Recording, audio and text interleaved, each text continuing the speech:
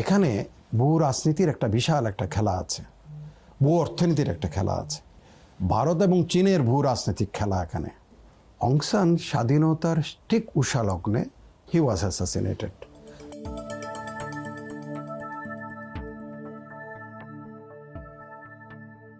আমাদের সীমান্তের ওই পারে যেটি আরাকান স্টেট, আরাকান স্টেটও বলে, আরাকান স্টেটও বলে, সেখানে দীর্ঘদিন থেকে আরাকান আর্মির সাথে মিয়ানমার সেনাবাহিনী তাদের সাথে সংঘাত চলছে।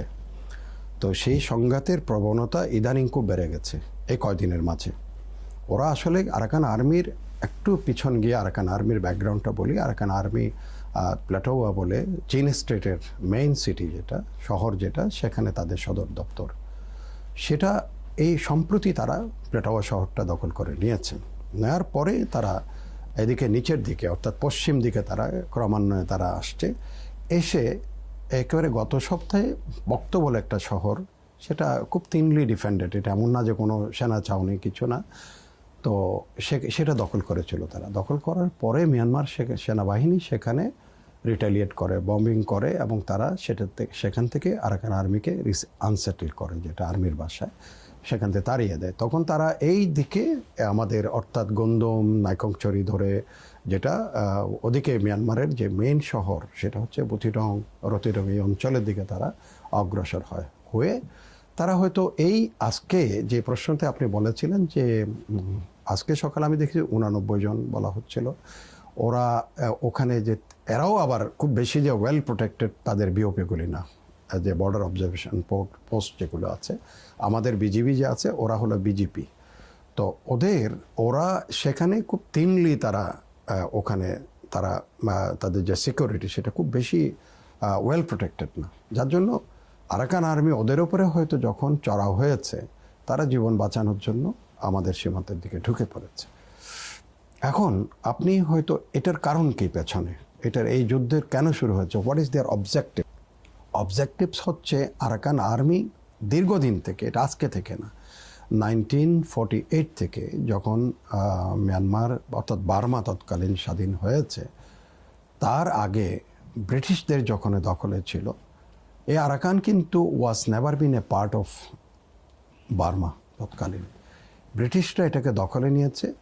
এরকম আরও 7টি স্টেটকে ব্রিটিশরা দখলে নিয়েছিল। 7টি স্টেটের মধ্যে শান স্টেট, মন state, Kayah state, Kachin state এবং আরাকান স্টেট।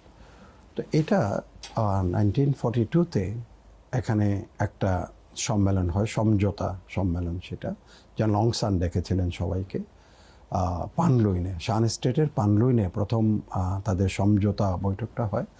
সেখানে আপনার যেন অং সান তাদের সাথে হি হ্যাজ গিভেন কমিটমেন্ট যে আমরা স্বাধীনতা যুদ্ধ সম্মিলিতভাবে করব, এবং সম্মিলিতভাবে স্বাধীনতা যুদ্ধ করার পরে আমরা যখন স্বাধীন হব, এই যে স্টেট যারা 7টা আছে আর 7টা ডিভিশন নিয়েছিল অ্যাকচুয়ালি বার্মা, ব্রিটিশরা দখল করার পূর্বে।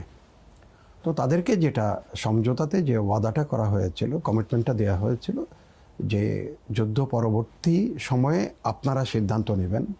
এই যে কাচিনদেরও তাই বলা হয়েছে, কারেনদেরও বলা হয়েছে, রাখাইনদেরও বলা হয়েছে, যে আপনারা ইচ্ছা করলে লুজ ফেডারেশনও থাকতে পারবেন, অথবা আপনারা যদি ইচ্ছা করেন, চান, অবিদায় অভিষিক্ত হয়ে আপনারা কারেনরা কারেন স্টেট হয়ে যেতে পারেন, শানরা শান স্টেট হয়ে যেতে পারেন, রাখাইনরা রাখাইন স্টেট হয়ে যেতে পারেন, আরাকানটা আরাকান স্টেট হয়ে যেতে পারেন, এরকম মনদের মন স্টেট হয়ে যেতে পারে।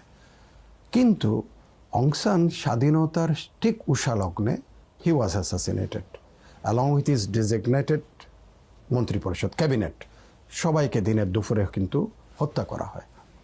তো সেটা বলা হয় যে হত্যার পেছনে কলকাঠি নেড়েছিলেন তৎকালীন সেনাপ্রধান জন নেউইন। তো অং সানের মৃত্যুর পরপরই সেখানে ক্ষমতা দখল করে আপনার শাহ শুয়ে, উনি শান ছিলেন, প্রেসিডেন্ট হন, এবং উনু প্রধানমন্ত্রী হন। হয়ে তারা যখন কিছুদিন পার্লামেন্ট চালানোর পরে তারা নিজেরাই জেনারেল নেউইনকে চিঠি দিলেন যে আমরা, যেহেতু একসময় দেখা গেল কি প্রায় 4 লক্ষের মতো কারেন রেঙ্গুনের উপকণ্ঠে এসে তারা হাজির হয়েছিল যে তাদের স্বাধীনতার দাবিতে। তাদের কথা ছিল, শানদের যেমন কথা ছিল, কারেনদেরও কথা ছিল যে আমাদের তো স্বাধীনতা দেওয়ার কথা, আমাদের সেই স্বাধীনতার দাবিতে তারা একত্রিত হয়েছিল, সম্মিলিত হয়েছিল। তো সেটা তখন পুরো মিয়ানমারের একটা অস্তিত্বের উপরে প্রশ্ন চলে আসছিল।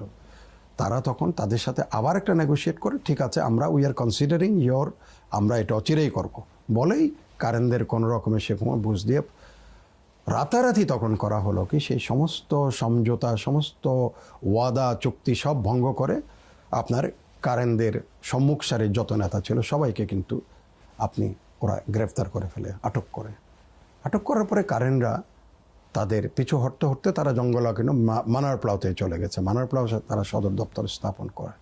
তখন সেটাই ছিল একেবারে মিয়ানমারের এই যুদ্ধের একটার পর একটা গেরিলা যুদ্ধ, শানদের গেরিলা যুদ্ধ, কারেনদের গেরিলা যুদ্ধ, কাচিনদের গেরিলা যুদ্ধ থেকে আরাকান আর্মি কিন্তু লো প্রোফাইলে ছিল অনেকটা তখনও পর্যন্ত, বা ওয়ারা বা তাংরা, এরা বিভিন্ন সময়ে যুদ্ধে লিপ্ত হয়েছে মিয়ানমার সেনাবাহিনীর সাথে, তেমনভাবে টিকতে পারে নাই তারা।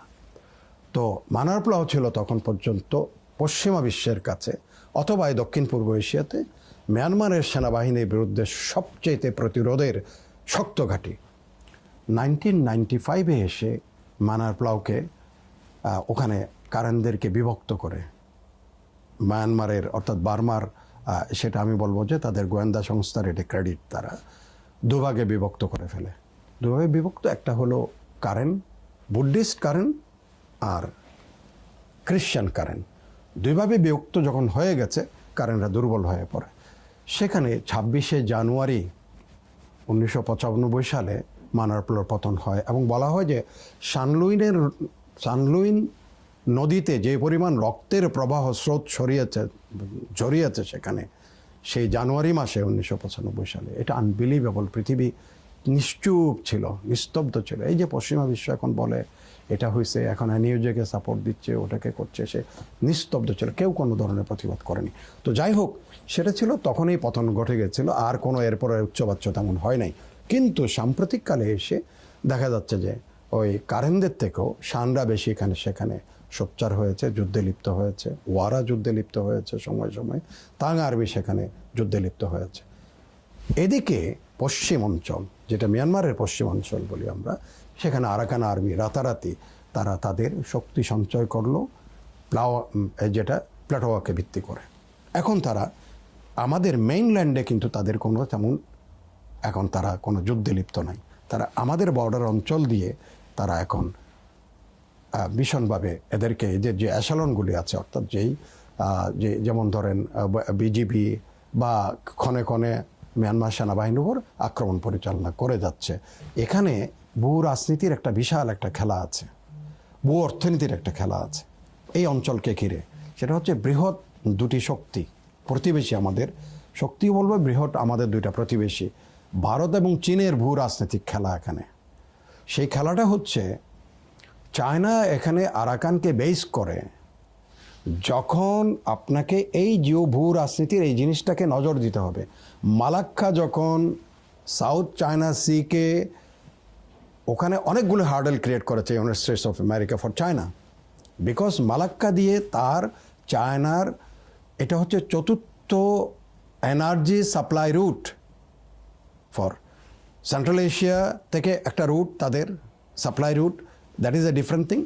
বাট এই আরব বিশ্ব থেকে যত ধরনের তেল আমদানি করে চায়না, সেটা মালাক্কা দিয়ে তাদের কাছে যায়, দক্ষিণ চীন সাগরকে ভিত্তি করে। এখন সাউথ চায়নাকে, এই সাউথ চায়না সিকে ইউনাইটেড স্টেটস সেখানে ভিয়েতনাম, মালয়েশিয়া, ফিলিপিন এদেরকে জোটবদ্ধ করে সেখানে চায়নার জন্য অনেকগুলো হার্ডেল ক্রিয়েট করে যাচ্ছে। And China in a well advance move, they were searching for another safe route for them. সেটা কি?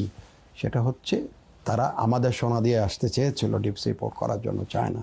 আমাদের সাথে জানা মতে একটা এমইও সাইন হয়েছিল যখন বর্তমান শিপিং যখন ভাইস প্রেসিডেন্ট ছিলেন, লা মেরিডিয়ানে আসছিলেন, উনি ছিলেন ওখানে, সাইন হয়েছে। পরে subsequently for other many geo strategic খেলার জন্য সেটা ম্যাটেরিয়ালাইজ হয় নাই।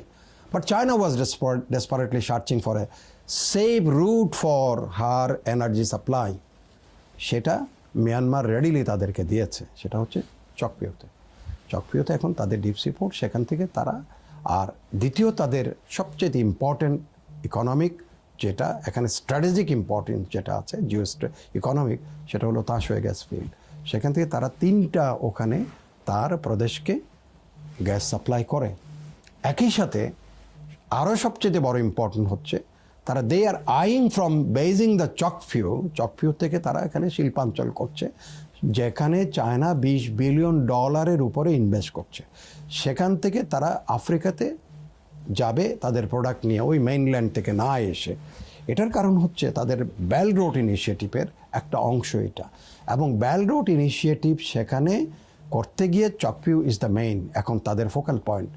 লিন্টন বার্টিল সুইডিশ সবচেয়ে বিখ্যাত জার্নালিস্ট, যিনি এই অঞ্চল নিয়ে একেবারে গবেষণামূলক কাজ করে, তার একটা লেখার অতি সম্প্রতিতা আছে, সেটা হচ্ছে চায়নার কাছে এখন চকফিউ ইজ দ্য মোস্ট ইম্পর্টেন্ট, এবং চকফিউটার অবস্থান হচ্ছে আরাকানে।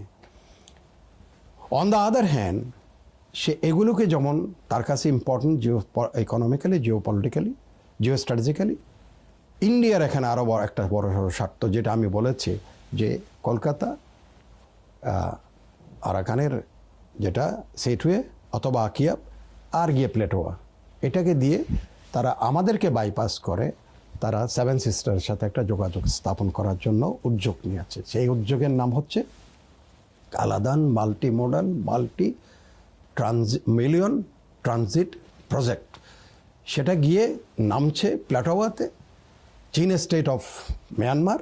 সেখান থেকে তারা মিজোরাম হয়ে আইজল হয়ে ইম্পল, কোহিমা এগুলিকে কাভার করে তারা তাদের ন্যাশনাল হাইওয়েতে চলে যাওয়ার কথা। সেটা নাও আরাকান আর্মি যদি সেখানে থাকে, অবস্থান থাকে, এবং এই বেলটা পুরো যদি আরাকান আর্মির ইনফ্লুয়েন্সে থাকে, India will face many hurdles to materialize this project.